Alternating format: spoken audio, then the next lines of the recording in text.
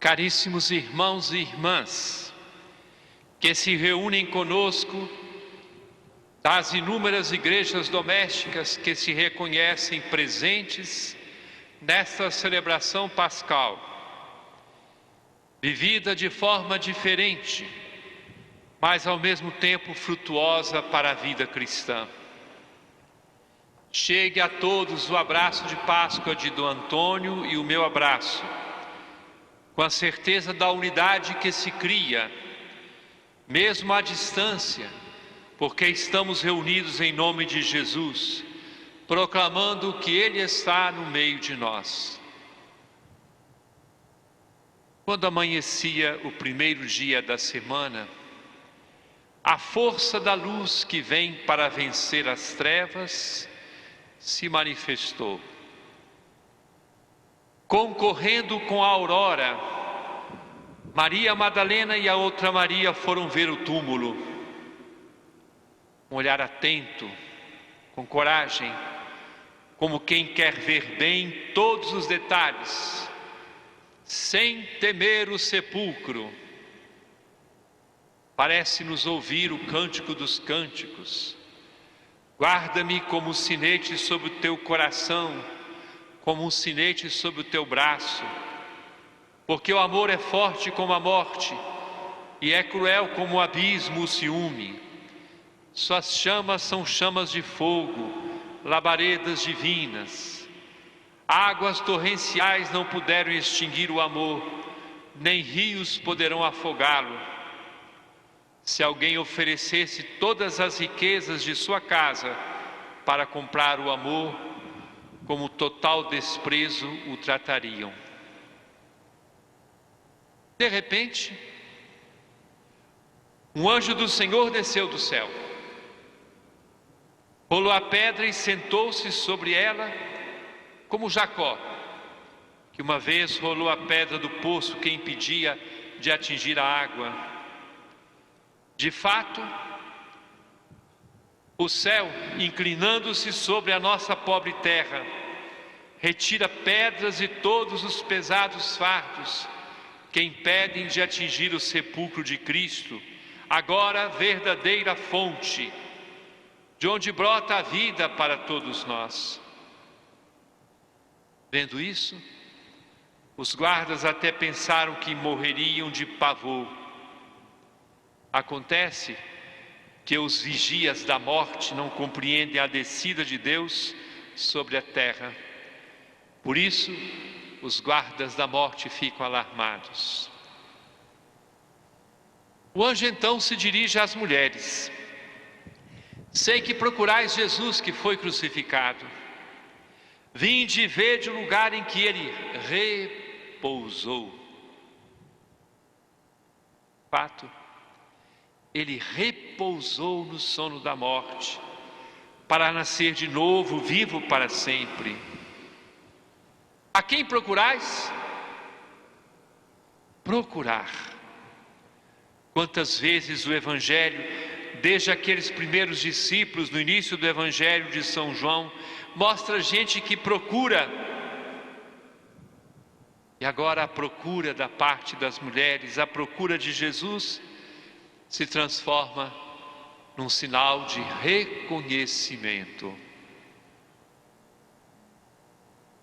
Dizem os anjos: ide depressa, dizei aos discípulos que ele ressuscitou dos mortos. Ide depressa.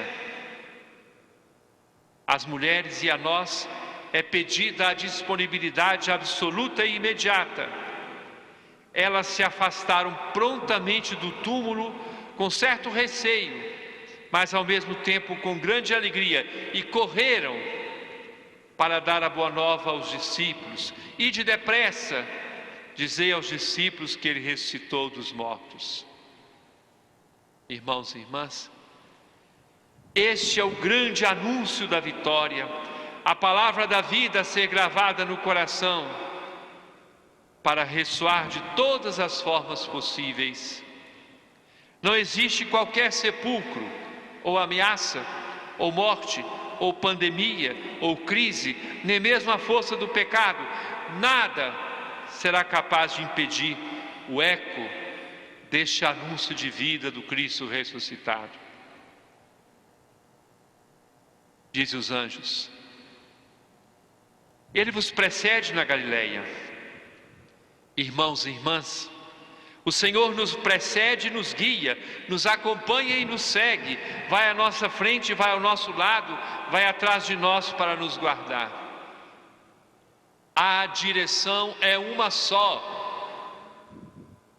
É o caminho da morte para a vida, da tristeza para a alegria, das trevas para a luz, da morte para a vida.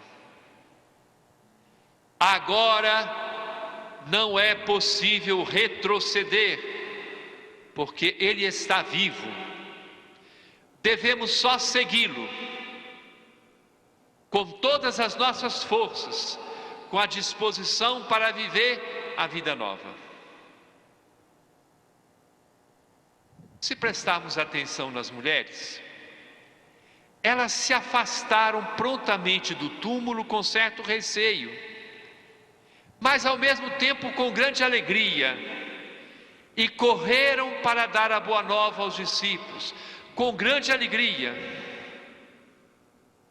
Muito tempo antes, em Belém, foi anunciada por anjos uma grande alegria, o nascimento de Jesus. É uma grande alegria que não pode ser apagada. João Batista, amigo do noivo da humanidade redimida, já o havia reconhecido no mistério da alegria. Quem recebe a noiva é o noivo, mas o amigo do noivo que está presente e o escuta, enche-se de alegria quando ouve a voz do noivo. Esta é a minha alegria. E ela ficou completa, dizia João Batista. É necessário que ele cresça e eu diminua. Depois da última ceia, na última ceia, o Senhor tinha prometido: eu vos verei novamente, o vosso coração se alegrará, e ninguém poderá tirar a vossa alegria. Após a ascensão, os discípulos voltaram a Jerusalém com grande alegria. É que, tendo o Senhor ressuscitado, a tristeza foi vencida. E a missão da igreja, chamada a ter portas abertas para acolher a todos, será fazer com que as nossas cidades se encham de alegria. O resultado da experiência das mulheres é que correram a levar a boa nova aos discípulos. Correm impulsionadas pela força irresistível do anúncio. Antes de ver Jesus, elas apenas caminharam em direção ao sepulcro. Agora não, agora correm. Aliás, dali para frente, muita gente corre. Maria Madalena correu ao encontro de Pedro e João. Pedro também correu ao túmulo. E São João diz que correu junto com Pedro, ainda que tenha chegado primeiro para guardar Simão Pedro, a testemunha abalizada da ressurreição. Lembremos o Salmo 118, versículo 32. Correrei pelo caminho dos vossos mandamentos, quando dilatareis meu coração. Irmãos e irmãs, na corrida missionária, apenas iniciada, eis que Jesus apresentou-se diante delas. É Ele que toma a iniciativa, é o esposo da nova humanidade que chega até elas e vem também ao nosso encontro. Salve, alegrai-vos. Quando Jesus aparece em nosso horizonte e visita os nossos caminhos, necessariamente vem a alegria, aquela que ninguém pode tirar. Aproximaram-se elas e, prostradas diante dele, beijaram-lhe os pés. Reconhece os passos do amor que um dia tinham encontrado. Adoram-no, reconhecendo-o como Senhor, o único Deus. E nós também, nesta noite santa de Páscoa, prostremo-nos para confessar a fé. Ele ressuscitou. Diz Jesus: e de dizer aos meus irmãos que se dirijam a Galileia, pois lá é que eles me verão. A palavra Galileia quer dizer anel, aliança de amor.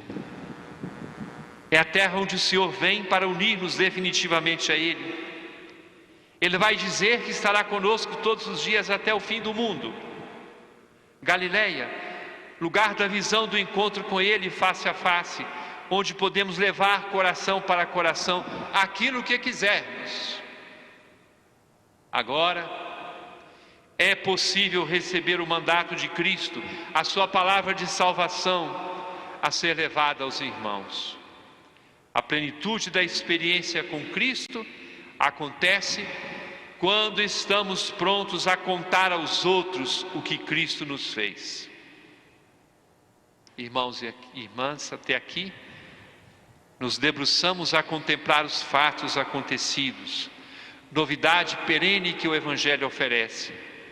Agora, podemos perguntar como os habitantes de Jerusalém que ficaram com o coração compungido e perguntaram a Pedro depois do Pentecostes e aos outros apóstolos: irmãos, que devemos fazer?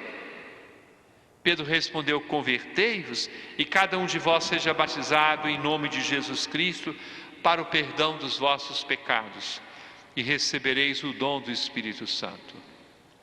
Pois a promessa é para vós e para vossos filhos e para todos aqueles que estão longe, e nós estamos aqui, pois todos aqueles que o Senhor nosso Deus chamar. Irmãos e irmãs, São Paulo nos ajuda agora, com 2 textos da carta aos Romanos e a carta aos Efésios, a dar os passos necessários. O que fazer? Primeiro, fomos batizados em Jesus Cristo, sepultados com Ele na sua morte, pelo batismo, para que, como Cristo ressurgiu dos mortos pela glória do Pai, assim também nós vivamos uma vida nova. Se fomos feitos o mesmo ser com Ele por uma morte semelhante à sua, nós os seremos igualmente por uma comum ressurreição. Hoje é o nosso aniversário de batismo. Por isso a igreja nos pedirá daqui a pouco a renovação dos nossos compromissos, com os quais renunciamos a Satanás, as suas obras e seduções, e professamos a fé católica. Outra coisa, sabemos que o nosso velho homem foi crucificado com Cristo. Não sejamos escravos do pecado. Consideremo-nos, como fruto dessa Páscoa, mortos ao pecado e vivos para Deus em Cristo Jesus. Na carta aos Efésios, Paulo descreve a vida nova que somos chamados a viver. Viver no amor, como Cristo também nos amou e se entregou a Deus por nós, como oferenda e sacrifício de suave odor. A imoralidade sexual, qualquer espécie de impureza ou cobiça, nem sequer sejam mencionados entre vós, diz São Paulo, como convém a santos. Nada de palavrões ou conversas tolas, nem de piadas de mau gosto, são coisas inconvenientes. Entregues sejamos à ação de graças, pois nenhum libertino ou impuro ou ganancioso tem herança no reino de Cristo e de Deus.